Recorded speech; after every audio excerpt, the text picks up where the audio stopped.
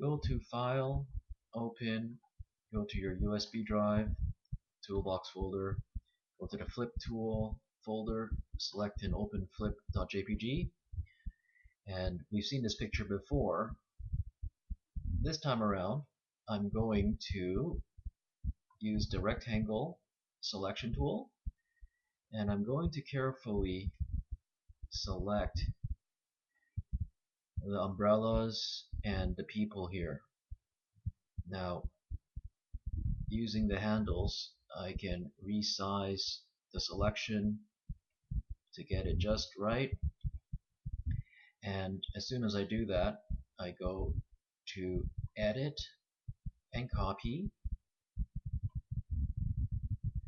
And I could have also pressed Ctrl+C, and I'm going to go Edit and Paste, or I can press Ctrl and V.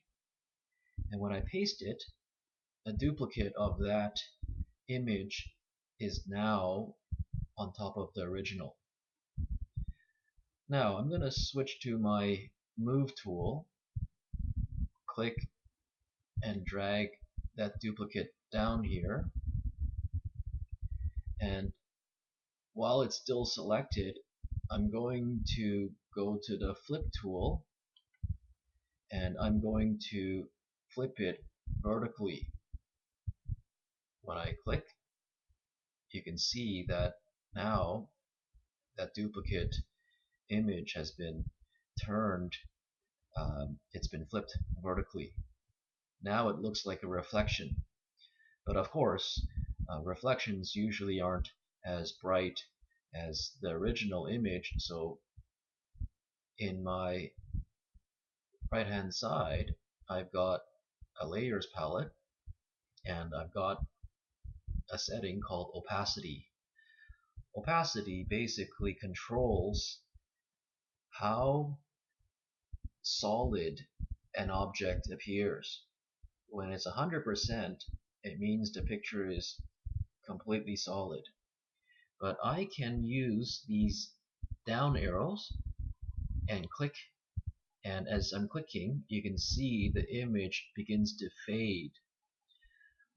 If that's too slow for you, you can move your mouse right here, click and drag left and right, and then that also controls the opacity of the image. If you set the opacity at, say, 40% or so, you can see that that image now appears like a very faint reflection in the water.